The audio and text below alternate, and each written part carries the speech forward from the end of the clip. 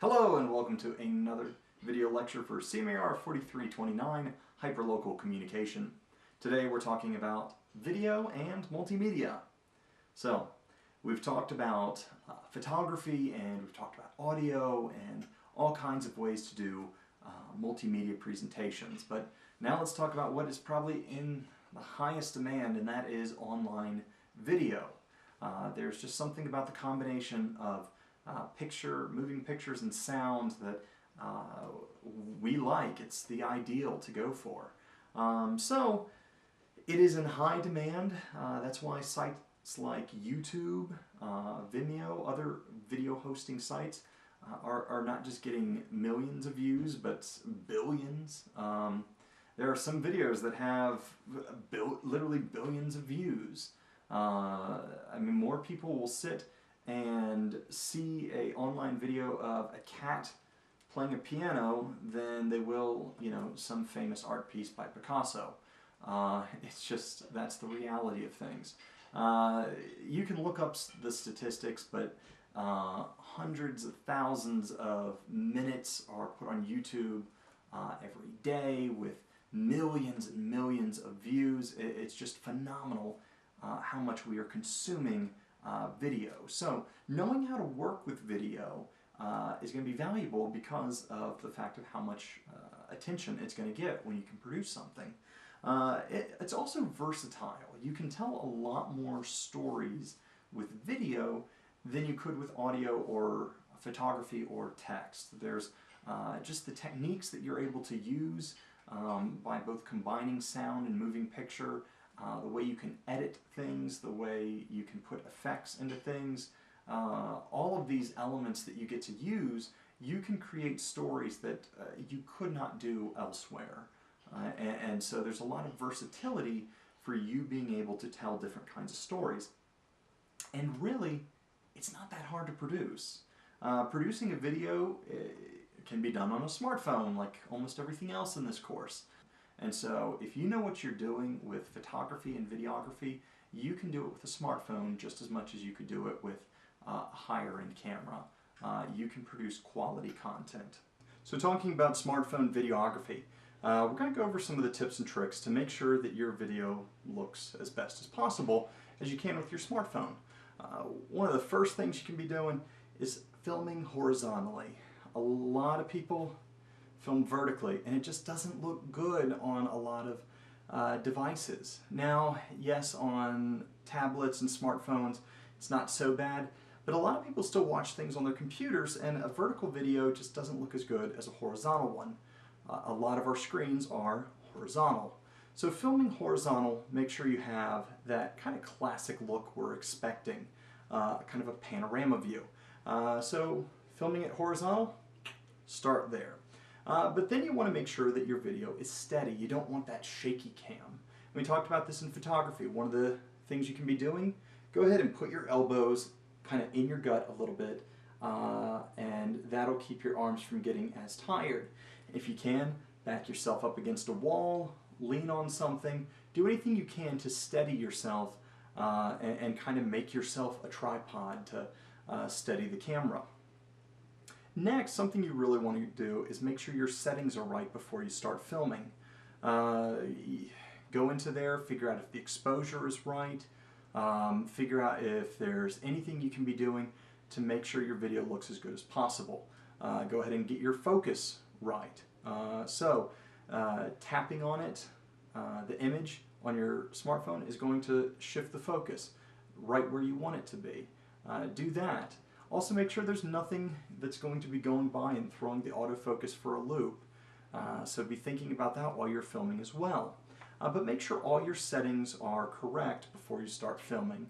Otherwise you're going to have to be doing a lot in post-production, or you may not even be able to fix certain things.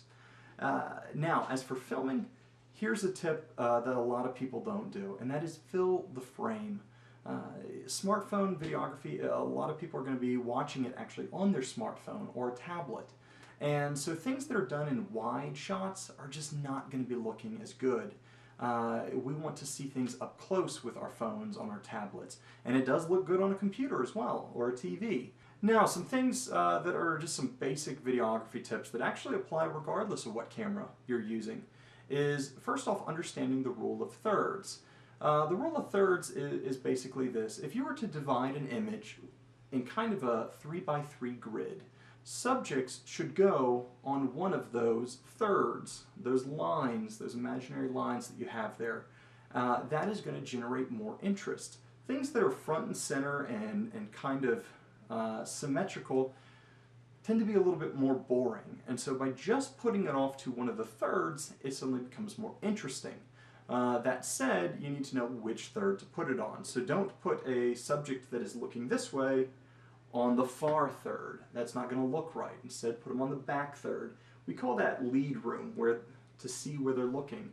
Next, we have what I like to call 20-20-60. And here it is. Any video you're going to be doing, unless it's just some like quick clip that you're trying to capture, if you're trying to do a report or any kind of nice professional video, you want to have a variety of shots. Just having the same style shot is not going to be that interesting. In fact, it's probably going to look really bad. So here's what I mean by 20-20-60. It's percentages. 20% of your shots can be wide shots. Wide shots, what they do is they're going to be able to be these scene setters. They show you the location and where everyone is around them. The next 20% of your shots need to be medium shots. That would be a kind of a waist down or waist up shot that you've got going on. This is really where we can see a lot of actions happen. And then 60% of your shots need to be close-ups. They need to be these tighter shots on actions that are happening and be able to see that, because we want those. We want to see the action happening up close. So most of your shots that you film need to be close-ups. So 20% wide shots, 20% medium shots, 60% close-ups. If you follow that general guideline, you're going to have a lot of variety to work with if you shoot a significant amount of shots. Which it's easy to walk away with 30 to 40 shots. That's not too bad for a video report. Ultimately, you want all of your shots to be able to follow a sequence. So a wide shot followed by a medium shot followed by a close-up would be a normal sequence. Getting to see it, the surroundings, to what the subject's doing, to a close-up of what the subject's doing. That's a standard sequence. You want to have your shots sequence. You want to have them have a fluid continuity and not just have this jarring effect going from medium to wide shot to medium to all over the place. That's not good. You want to kind of ease your audience through your video piece with a variety of shots and good sequencing. So one thing that you might be doing a lot with smartphone videography is conducting interviews. And while those are primarily audio driven, they are certainly more appealing and attractive when we can actually see the person giving the interview. And so there's a few things that you need to do when conducting an interview. First off, you need to prepare. You should never walk into an interview without a set of questions. No, a lot of people aren't actually comfortable around cameras. Nobody likes a camera just shoved right in their face. And so the better prepared you are, the more comfortable your interviewee is going to be. If you can kind of calm them down and have your questions ready. The other thing you want to do is you want to make sure the setting is right. As we talked about, smartphones do not have great microphones, and so you want to be able to have a setting that is quiet, that is not going to be disrupted by anything.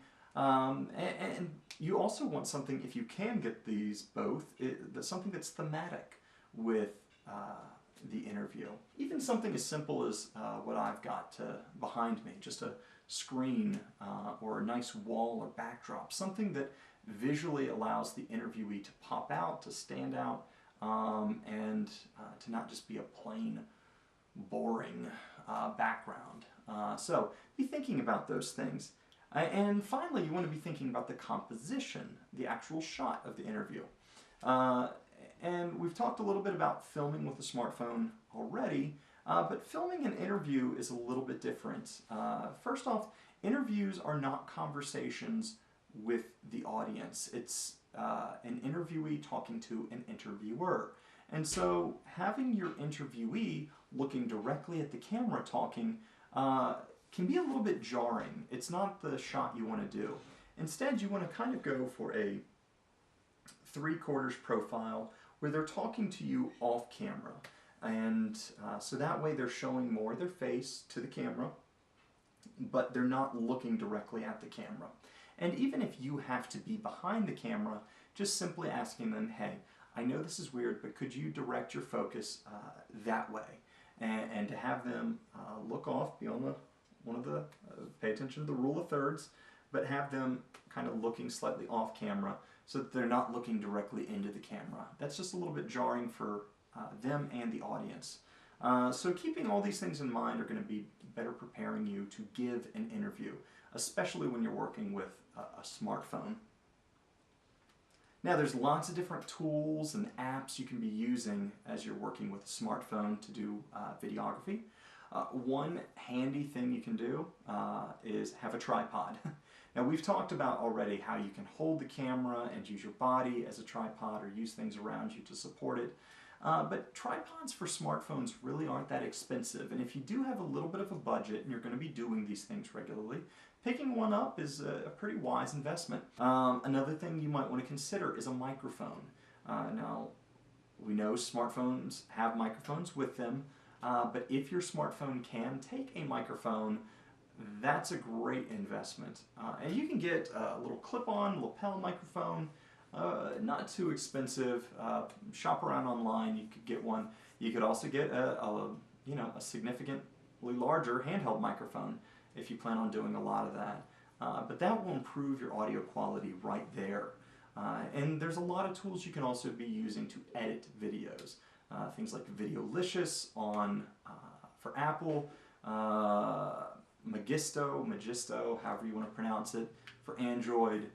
There's a whole lot of different apps that you can be using to trim your videos, to edit your videos, to add effects into them, and then to be able to publish them online. Now, talking about video editing, working on a smartphone is less than ideal, and you may want to be able to export your footage onto a computer and do a little bit more fine-tuning that a smartphone app would not let you do. There's a whole host of different options you can look at. If you upload your content to YouTube, you can actually use YouTube's video editor, which has its uses, and you can certainly use that to get some videos done. There are some other options, but it's a little bit hard to find a good quality free video editor. So YouTube's one option. Some of the apps that we talked about, those are others. And you could certainly do your own research to see if there's a free video editor out there. But usually you are going to have to maybe make an investment. But if you're going to do a lot of video editing, that's a worthwhile investment. And you won't have to spend a tremendous amount. Just to do some basic video editing, you could find a video editor for anywhere from $50 to $100 and be able to do that. Now your computer would have to be able to handle the video editing, but if you can do that, that's really all you'll actually need for a lot of video projects you might envision. Now larger productions where if you want to have animation and a bunch of other things, yes, you'd probably have to invest in something like the Adobe Creative Cloud or Final Cut if you're going to be using an Apple, or Avid or some other higher end video editing software. But for a lot of things, there really isn't a lot that you need to do. People get so obsessed with special effects and all these things when really all they need to do is have good solid shots, sequenced together, and have nice cuts and know good video editing principles. And so you really don't need a whole lot of equipment to do that. And then we get to actually where you're going to host it. Now there's a variety of different places that you can host video. You can certainly put videos on Facebook, you can put them on Vimeo, which is another video hosting site, but most people are getting their content on YouTube. And so you want to make sure your content is as accessible as possible. So putting it on YouTube, yes, that adds another platform into your social media circle, but what a powerful one. YouTube is viewed by billions of people with millions of videos out there constantly being digested by people. So, yes, it's something you have to develop, but build a YouTube channel that is attractive, have a good quality featured video, playlist different videos. Treat it like anything else in your social media toolbox and make a really good one, so that you can upload videos there and then you can share them wherever you want. People can discover it on YouTube with a solid description or tags, all of that, but you can also share that link on Twitter or Facebook or put it in your WordPress blogs. But make sure it's just as accessible as possible. So be considering where most people are going to view that video, and that's where you need to be thinking about publishing it. And that all goes to building this multimedia presentation. That's really what a lot of these lectures have been about. So we've talked about photos and writing blogs and then incorporating audio and using hyperlinks and all these different strategies, and now we're talking about video getting added in as well. And so you're going to have all of these different elements in different places. So maybe the story first started on Twitter and you can follow all the tweets there and the interactions people have had back and forth. And then maybe there were some Facebook posts, and then maybe there was an audio report you did and a photo slideshow, and now it's been compiled to create this video, and you want to write on the blog the whole story. It's okay to have all these different elements. Actually, you want variety. You want to have different ways your audience can engage with the story. So they may start with it on Twitter, but then they can pick it up on YouTube or maybe WordPress or Facebook, and they can get it in different ways. It doesn't matter how you hook them, but you want to be able to hook them wherever they are and then drag them into the story. And have a good central place where the story can be engaged with and people can go follow it wherever they want. You want breadth and depth. And that's why we've talked a lot about WordPress and having a good site that you can just put all the content, or at least put the links to that content, so people can go as deep into the story they want or off into different directions. But the thing is you are putting it all together and offering a variety of ways for them to engage with it.